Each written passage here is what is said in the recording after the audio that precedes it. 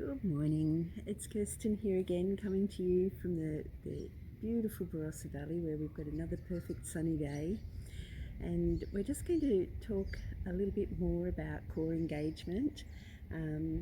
We had our introduction to core engagement yesterday, and today we're just going to work through very quickly, so it's going to be a very short video today, just working through simply engaging the core, turning it on and turning it off, turning it on and turning it off. So just find that comfortable seat. Setting up your posture is absolutely critical for all of these exercises, whether you're doing breathing exercises or core engagement, sitting at your desk at work or walking through your daily life. Finding that healthy posture, healthy for your spine and just healthy for the general internal health of your organs is really, really important. So find the foundation first of all, and that's the seat bones. So the one seat bone on either side, just move the flesh away if you need to, and find the seat bones sitting evenly on the ground or on a cushion, or if you need to be sitting on a chair. If your knees are too high and you can't elevate high enough, sitting on a chair is perfectly fine.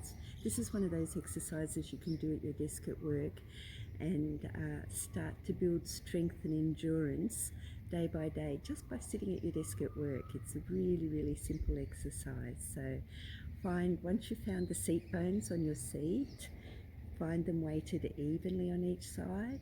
Find the pelvis, so find your hip bones here and the hip bones at the back.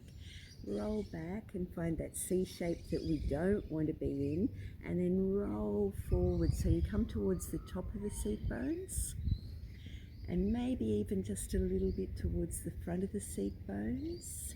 But you don't want to come so far forward that your lower back arches. If you start to get compression or discomfort in your lower back, then you might need to pull the front of the hips up and back a little bit, just subtly. It's subtle movements. So just roll over the seat bones and back. So find the C and then roll forward to the S. Find the C, roll back and then roll forward. So find the upright position in between, so kind of like what one of my students calls the Goldilocks position. It's just right. You'll find comfort in the lower back. And then we lift the ribs away from the hips, so we start to engage the transverse abdominis. So we've got that lift in the perineum, the pelvic floor, the middle point of the pelvic floor, then the transverse abdominis, under the ribs and over the top of the hips. It's that corset muscle here. So once we lift the ribs away from the hips, we start to engage the sides of the transverse abdominis, or the edges of our core around here. And then we draw the lower ribs in a little, so we don't want to flare the front ribs out. We want to draw them in a little. We get that space in the middle spine. Open the shoulders, so we don't, again, no C shapes here through the collarbones. Open the shoulders and soften down through the top of the shoulders. So we're broad across the chest, slightly lifted here in the sternum. Again, keeping the lower ribs in. Sometimes when we lift the sternum, we flare those front ribs, draw them back in, soften the shoulders down, draw the chin in, lift through the base of the skull so we get that space through the neck, and that lift out. So we're lifting from the perineum up through the soft palate, through the crown of the head. And then we just relax. So we keep that position firm but soft. Okay, it's our stira and sukha. You could, if you're a yogi, call it. So that's strength with softness. We don't want to be rigid. It's always avoiding that rigidness. So soft eye gaze past the tip of the nose. Soft, smooth, comfortable breathing. And then we just breathe again onto the pelvic floor. Feel it drop on the inhalation. Feel it lift on the exhalation. So we have, as our diaphragm pushes down, our pelvic floor pushes down. As our diaphragm comes back, our pelvic floor comes back.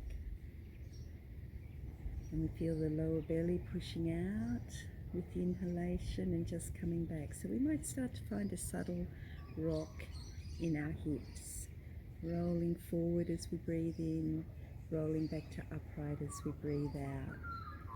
And then on the next exhalation, we lift that perineum into the body like the top of a tent, that point between our coccyx and pubic bone, between the front and back opening, there's a little band of muscle. We just lift it lightly into the middle of the body.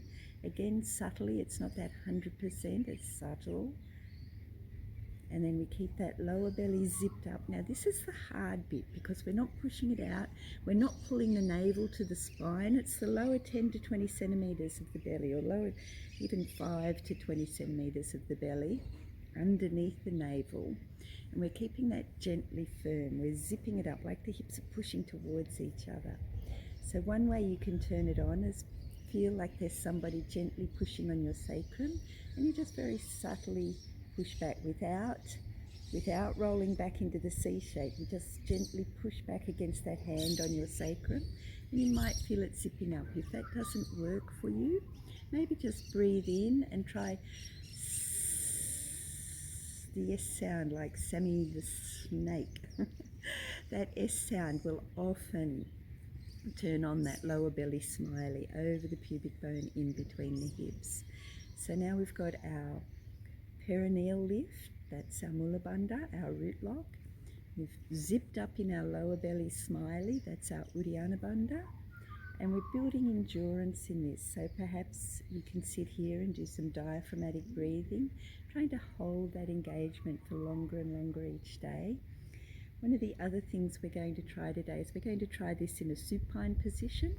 So we're going to just come over onto our backs, feet up, and we're just going to breathe in and push the pelvic floor out, push the lower belly out, and we'll feel our hips roll forward and our back arches right off the mat. And then as we exhale, we lift the perineum and we roll the hips back, push them into the mat. Okay, breathe in, push out through the pelvic floor, out through the lower belly, feel the back arch. Then breathe out, roll the hips back, feel the perineum lift, lower belly zips up as we push the sacrum back into the mat. Just hold that for the count of 3, 2, 1, and then we breathe in, rolling the hips forward, pushing out through the pelvic floor. Hold it, pushing out, and then we lift through the pelvic floor, roll the hips back so they flatten, and we push down through the sacrum. So we're pushing the sacrum into the mat, and we feel that lower belly really zipping up when we do that for 3, 2, 1. And you might repeat this 3 to 5 times initially. Okay, and then we're just going to find that engagement. So lift through the perineum as we exhale, roll the hips back and push straight down through the sacrum. And then we're going to hold that. So hands here so we feel our hips are not moving. And we want to hold it even on both sides as we slide one foot away and bring it back. Slide the other foot away, bring it back, and we're holding this. So we're building endurance with a little bit of weight. Our legs are acting as the weights, but we're keeping absolutely stable here through the hips, still keeping that sacrum. All our focus is pushing the sacrum into the mat, so we feel that strong engagement there in our lower belly. All right, now this is very, very basic core engagement, but you have to do these exercises and get this stability here before you can start moving forward. We have to get that mind-muscle connection before you can start moving forward with more weighted exercises where we might lift up. But we'll move into those ones tomorrow. So just breathing out now, reach the hands forward, tuck the chin into the chest, and we're just going to lift back up to seated. And finish there for today, but we'll move forward each day. Try and practice that one daily, once or twice a day. Try and build it up to 3 sets of 10 or 15. Okay, once you've got it at 3 sets of 10 or 15 with keeping that stability in the hips, keeping the sacrum pushing into the mat, then we'll be able to start moving forward and getting higher and higher, getting stronger and stronger. All right, so I really look forward to working on this journey with you. It's an exciting journey, and one of the things that core stability does for us, as well as just giving us comfort in our back and looking after our spine, and also helping us look after our shoulders and keeping us more comfortable at work. I think one of the really big satisfying things that it does is it gives us a lot more confidence in our day-to-day life. So I look forward to working with you. It's Kirsten signing out for another day. Take care, have a lovely, lovely day, and I'll look forward to seeing you again, I hope.